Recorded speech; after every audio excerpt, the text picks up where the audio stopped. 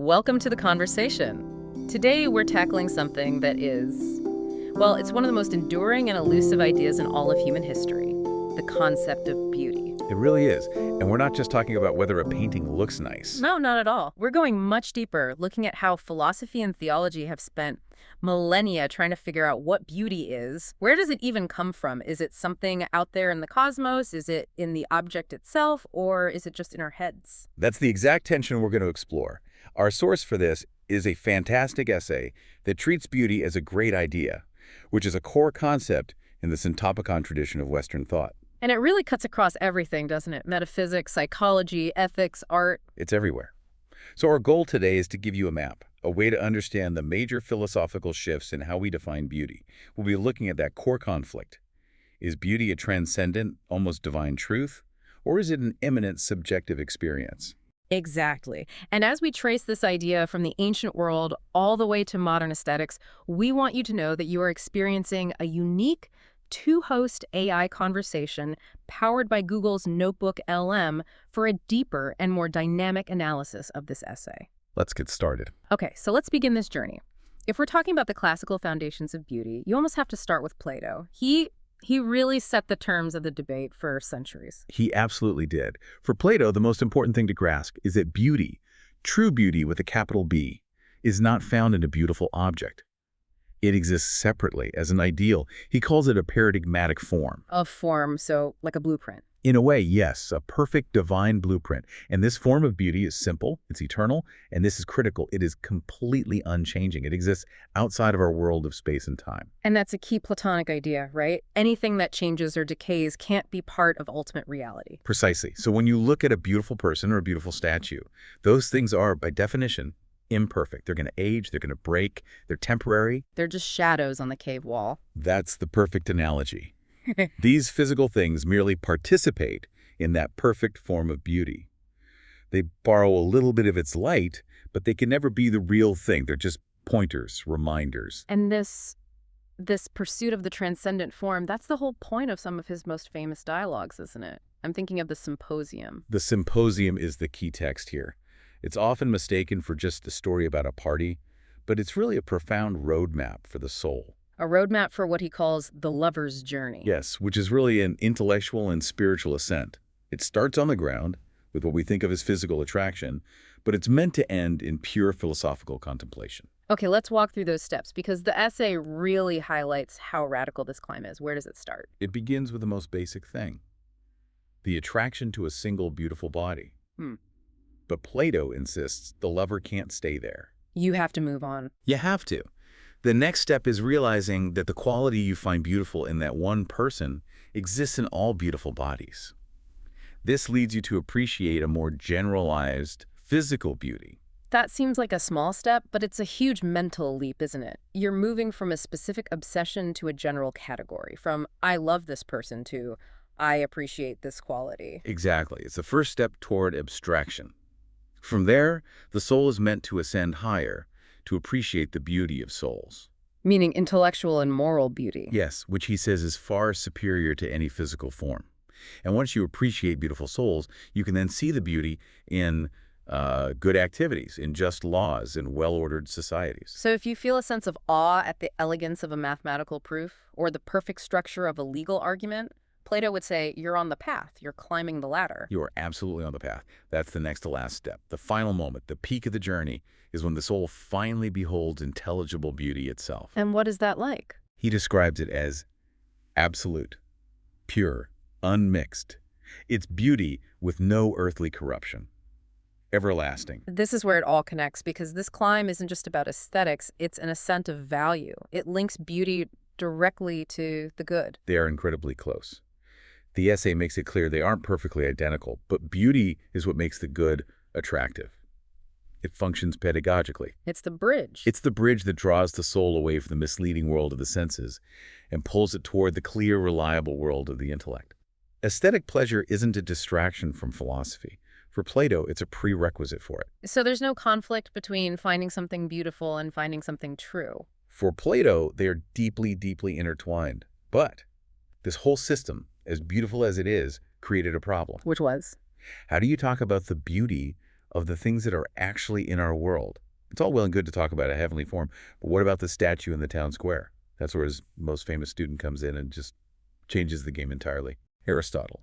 He takes this entire conversation out of the heavens and plants it firmly on the ground. Right, he's the biologist, the empiricist. He wants to look at the thing itself. It's a complete shift in perspective. He's not interested in a separate transcendent form. He asks a much more practical question. What are the qualities that a concrete thing has to have in itself to be beautiful? So we're moving from the eternal blueprint to the immanent, realized properties of the object. And he gives us objective markers, things you can actually point to and analyze. Mm-hmm. For Aristotle, beauty is defined by three main characteristics: unity, proportion, and clarity. It's about structure. Okay, let's break those down. Unity, that sounds straightforward enough. It means wholeness. All the parts have to belong together and form a single, indivisible thing. If you can take a part away without ruining the whole, it probably wasn't unified to begin with. And proportion. That's about the arrangement and the size of those parts. They have to be in harmony with each other and with the whole. He uses the example of a statue.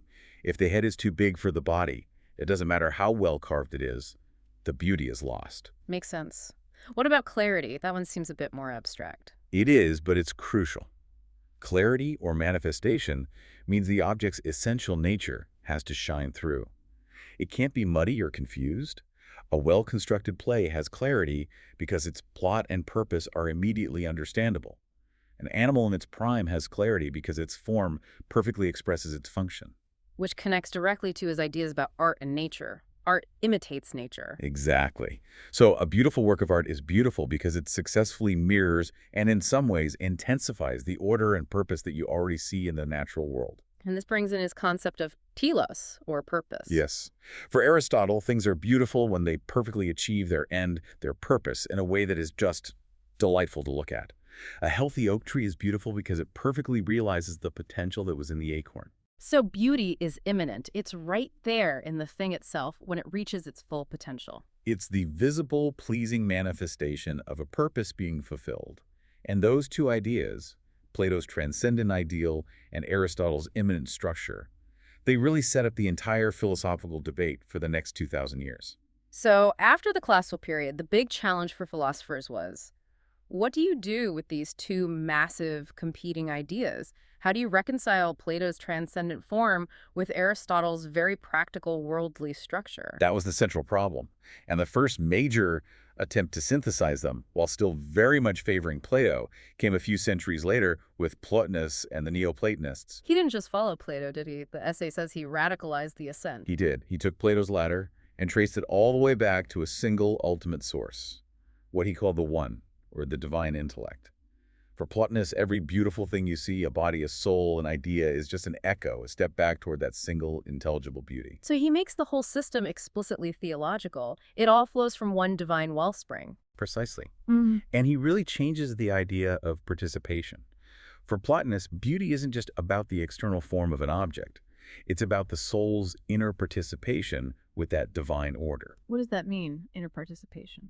It means that a rational, well-ordered soul will recognize the order and reason in a beautiful object because it's recognizing something of itself. It's like a tuning fork resonating with another. Ah, so when I see a beautiful sunset, I'm not just seeing colors and shapes. My ordered soul is recognizing the divine order that produced the sunset. That's it, exactly. And that recognition creates a feeling of admiration and love that goes way beyond physical desire. It's a spiritual experience. He basically takes beauty out of the realm of simple aesthetics and places it firmly in the realm of mysticism. You can see how that framework would be incredibly appealing to early Christian thinkers. It was perfect for them. They had to find a way to integrate the wisdom of the Greeks with a monotheistic creator god. And this was their way in. It was. Thinkers like Augustine, and then much later Aquinas, took these ideas and mapped them onto a Christian worldview. Beauty became a reflection of God's divine harmony, his measure, his radiance in creation. So it's the ultimate synthesis. God is the transcendent form, and the created world is the immanent, structured reflection of his perfection. Right. The world is beautiful because it shows ordered variety under a single unity, which is the signature of God's mind. And this even applies to human art. Our creativity is seen as a kind of secondary participation in God's creative act. We're making small, ordered things that echo the divine order of the universe. And when we get to the High Middle Ages, Thomas Aquinas is the one who really codifies all of this, especially the Aristotelian side. Aquinas is absolutely pivotal. He takes Aristotle's somewhat loose markers of unity, proportion, and clarity, and he forges them into three solid, objective requirements for beauty that would dominate Western thought for centuries. And those three are integrity, proportion, and brightness. Let's look at those. How does integrity differ from Aristotle's unity? It's related, but more specific. Integrity, or integritas, means wholeness, but also completeness. Nothing essential can be missing. A statue with a broken arm lacks integrity. It's incomplete. Okay. And proportion, consonantia, that sounds like a direct inheritance from Aristotle. It is. It's the harmony of the parts with each other and with the whole.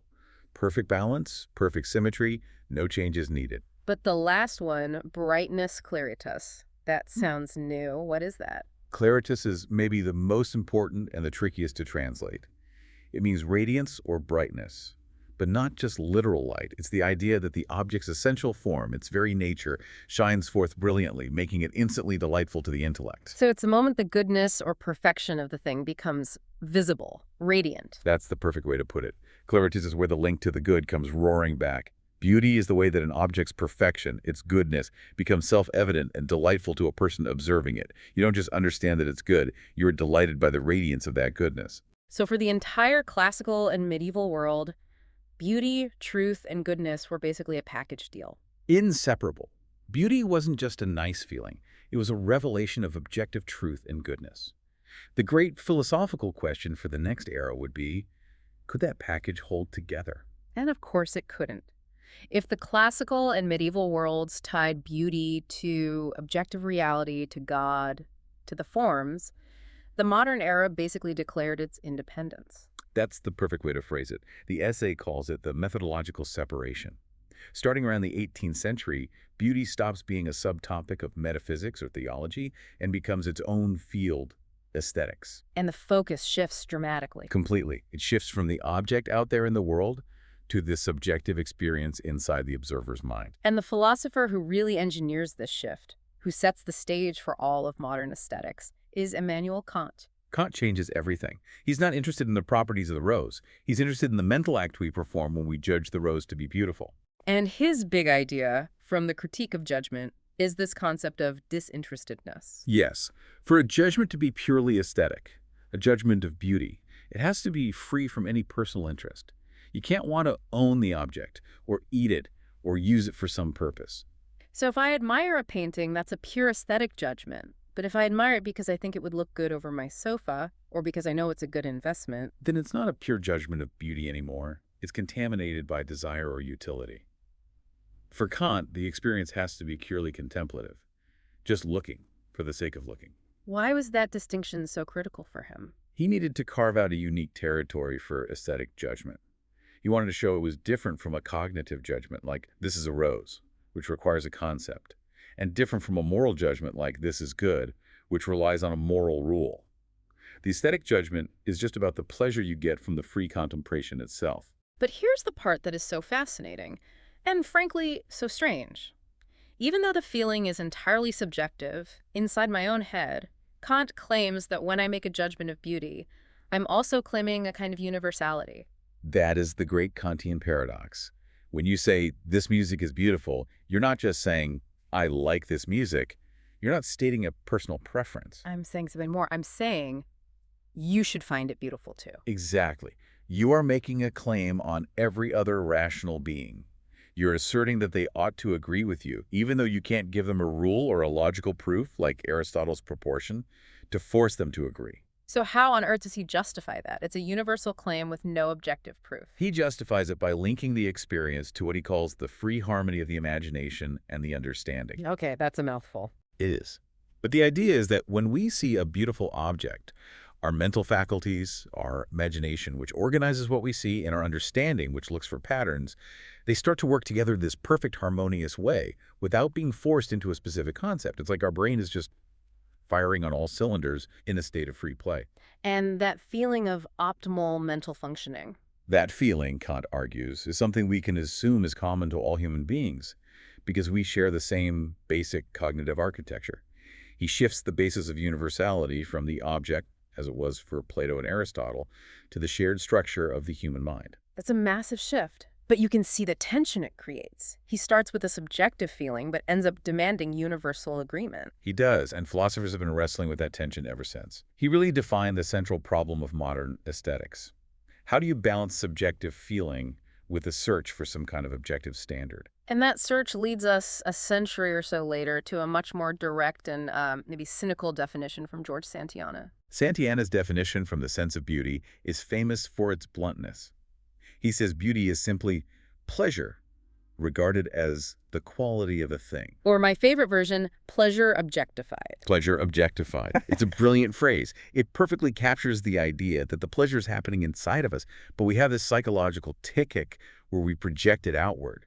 We treat our feeling of delight as if it were a property of the marble or the melody. So he grounds beauty entirely in human perception. But he's not saying it's just pure whim, is he? Not at all. He emphasizes that what we find pleasurable is shaped and mediated by all sorts of stable factors. Like what? Things like form, symbolism, memory, and especially culture. The pleasure you get from a piece of architecture isn't just about the lines and shapes.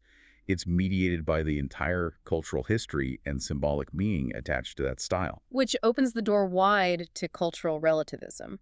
If pleasure is mediated by culture, then what's beautiful in one culture might not be in another. It certainly implies that aesthetic experience is highly contextual, which is a world away from Plato's single, unchanging form. But even Santayana can't completely escape the old problem. He still has to ask why certain objects reliably produce this pleasure. And the answer goes back to structure. It always seems to. He admits that we find pleasure in things that have features like symmetry, coherence, or expressive power features that resonate with the basic wiring of human psychology. So even in the most subjective accounts, the ghost of Aristotle's objective structure is still there in the room. That's an incredible arc, from a divine form to a quirk of human psychology. As we pause here to reflect on this complex journey, we want to remind you that this analysis is designed to inspire reflection and rational thought, much like the AI analysis, summaries, and critiques we offer on Mindful Moments, our YouTube channel. Now let's explore why philosophy couldn't just leave beauty as a subjective feeling. Right, so we've traced the history of the idea. Now let's shift gears and look at how beauty functions within the broader philosophical landscape, specifically within this Syntopicon framework that the essay uses. The Syntopicon is basically a giant index, right? An intellectual map of Western thought that groups discussions around these core, recurring, great ideas. That's a great way to put it. Beauty is one of the core ideas, right alongside huge concepts like truth, goodness, justice, liberty. And what's so powerful about that framework is that it lets you see the whole conversation at once. You can put Plato next to Santayana, even though they're 2,000 years apart, and see how they're both wrestling with the exact same fundamental human question. It keeps the conversation alive. Now, the essay highlights a key distinction that Mortimer Adler, one of the architects of the Syntopicon, made. He sorted the great ideas into different categories, or triads. And he puts beauty in a very specific one. Yes. He distinguishes between ideas we use to judge and ideas we use to act. Truth, goodness, and beauty fall into the first category. They are the ultimate standards of value. As opposed to ideas like liberty or justice, which are about how we should structure society or behave. So beauty isn't just a nice thing to have, it's a fundamental standard of judgment. And this gives it a really profound ethical role.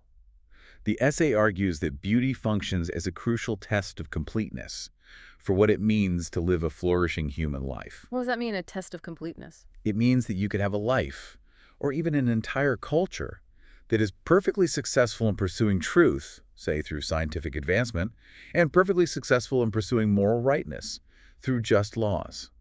But if that life or culture is indifferent to beauty, Dismissing something. it's considered truncated, incomplete.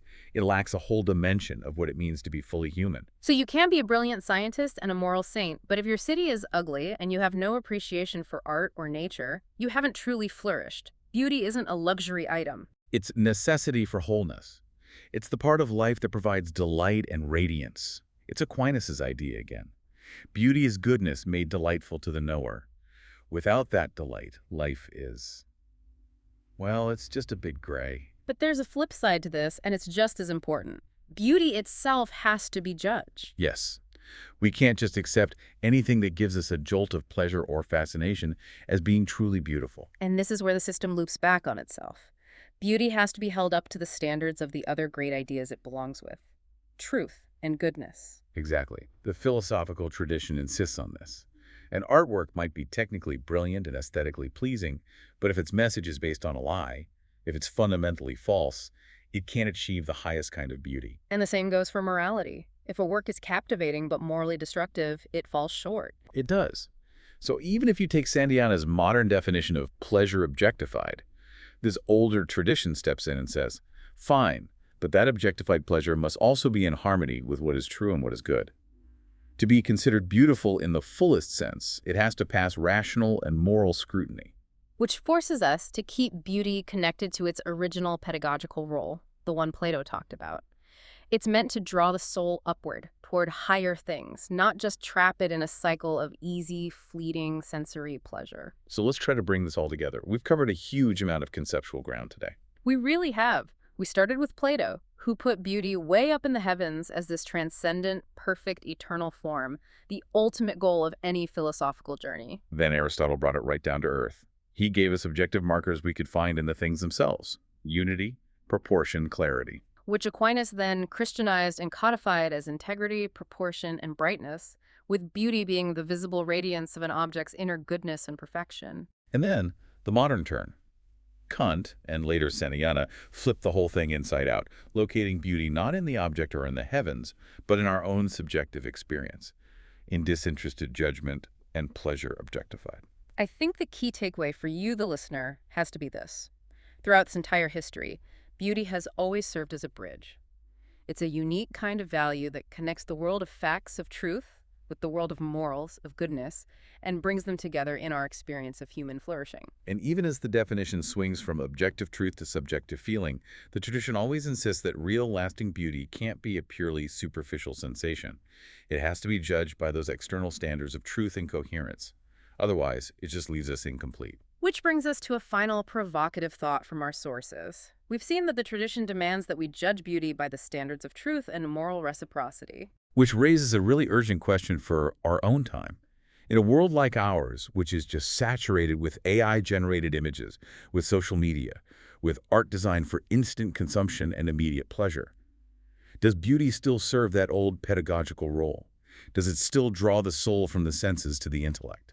Or has the modern focus on subjective pleasure finally succeeded in severing beauty's essential ancient link to the good? It's a critical question to consider. Something profound to reflect on until our next conversation. Thank you for joining us today. Click the link on screen for the in-depth essay summary. Subscribe, share, purchase via link, and think rationally. See the many genre-based podcasts at Mindful Moments. Nourish your mind on the go.